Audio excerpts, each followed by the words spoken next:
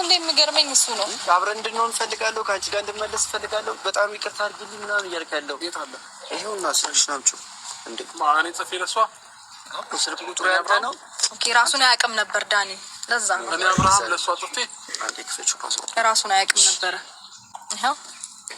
ይኸው ቴክስቱን እሱን ልትከድራ አንተ ስልክ ነው። ይቅርታ እንግዲህ አውቀዋለሁ ቁጥርና አባማቷል ሰዓቱም አለ። ይቅርታ ለቆየን ቴክስት ነው ጽፌ። አሰላሙ አለይኩም ወራህመቱላሂ ወበረካቱ። ውድ የቻናሌ ቤተሰብ ሰላም እንዴት ናችሁ? ደህና ናችሁ? እኔ ደህና ነኝ አልሐምዱሊላህ። ሁላችሁንም ሰላማችሁ ይብዛልኝ። ዛሬ እንግዲህ እንደምታዩት ነው ሩታና ሄርሜላ ያው ግጭታችሁ አልቆም ብሏል እና ይሁን ችግር የለም።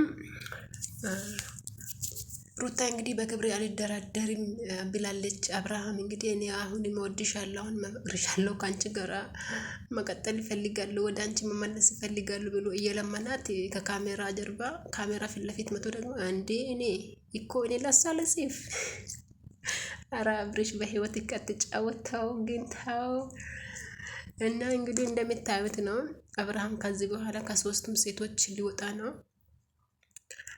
ፍቅርን የልጅነት ፍቅረኛ ነሽ፣ ፈልግሻለሁ፣ ከአንቺ ጋር መኖር እፈልጋለሁ፣ ሄርሜላን ሩታንም አልፈልጋችሁም ብሎ ወደ እሷ ሄዶ ነበረ።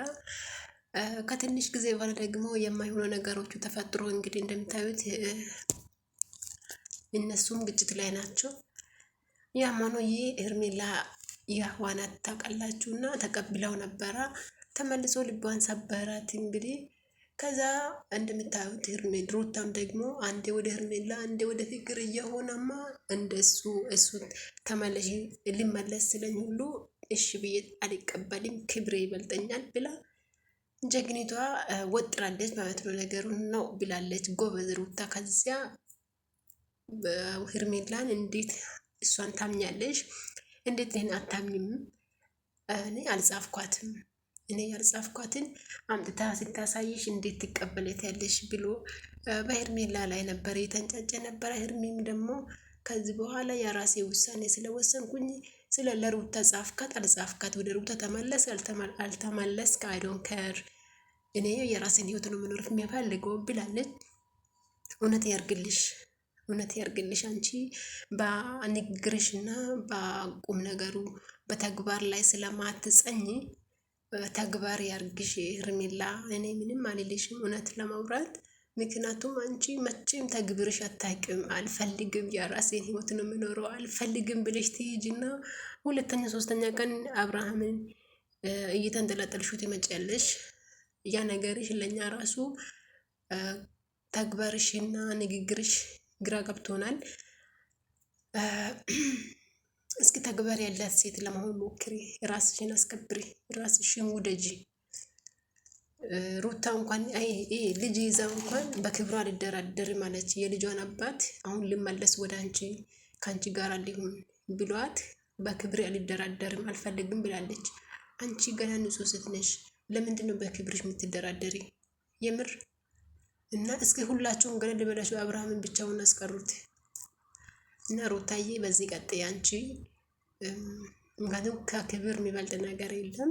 እሱ አንቺን ቢወድሽ እና ቢያከብርሽ ኖሮ አንዴ ወደ ሄርሜላ አንዴ ወደ ፍቅር አይንጠለጠልም ነበረ።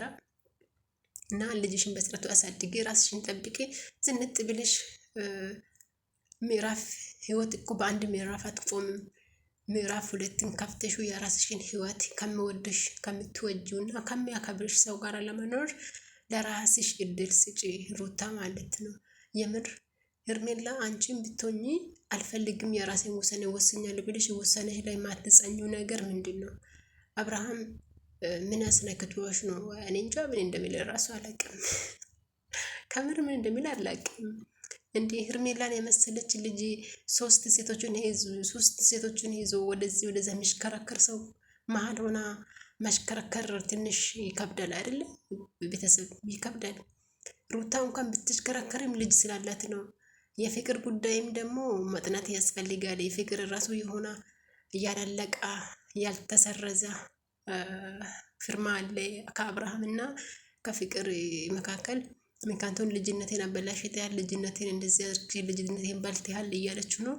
ልጅነቷን ካበላሻ ልጅነቷን ከበላ ልጅነቷን ከቆሰላት በልጅነት ልቤን አቆስላል ብላለች። በፍቅር ብቻ ነው ወይስ ሌላ ታሪክ ማናውቀው ታሪክ አለ?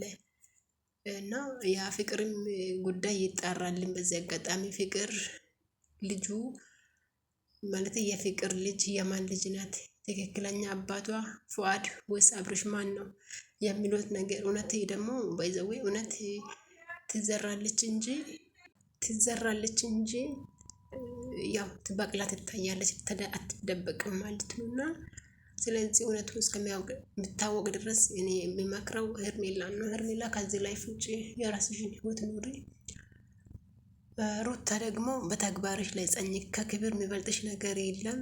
አንቺ ተከብርሹ ራስሽን ስትጠብቂ ጠንካራ ሴት ስትሆኚ ከአብርሃም የተሻለ ይመጣልሻል። ከአብርሃም የተሻለ ህይወት ትኖሪያለሽ ማለት ነው። ሄርሜላ አንቺም ደግሞ የእውነት አበዛሽ። ሲመክሩሽ የቀኑሽ መሰለሽ አሉሽ።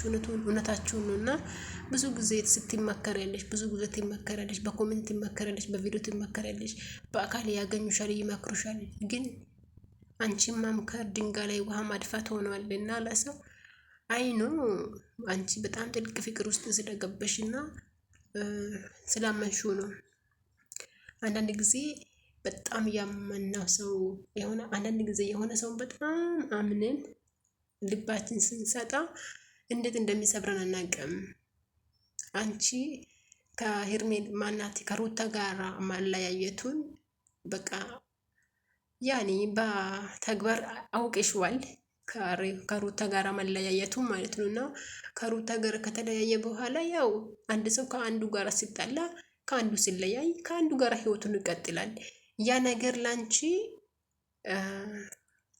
መጀመሪያ ወደ ሩታ እንደማይመለስ 100% ራስሽን አሳምነሽ ለአብርሃም ራስሽን አሳልፈሽ ሰጥተሽ ነበር ማለት ነው። እና ያ ነገር እየጎዳሽ እንደሆነ አንደርስታንድ አደርግሻለሁ። ቢሆንም ግን ሲበዛ ማርም እኮ ይመራል፣ ሲበዛ ማርም እኮ ያቃጥላል። ታውቃላችሁ። እስኪ ማር በጣም በልታችሁ እዩት። የምር ልብ አካባቢ ጎሮሮ ምናምን ያቃጥላል ሲበዛ ማለት ነው። ይመራል ይላል የሀገሬ ሰው፣ ግን እኔ ያቃጥላል ያለውኝ እና ብቻ ሄርሜላ ታብዢ ፕሊዝ።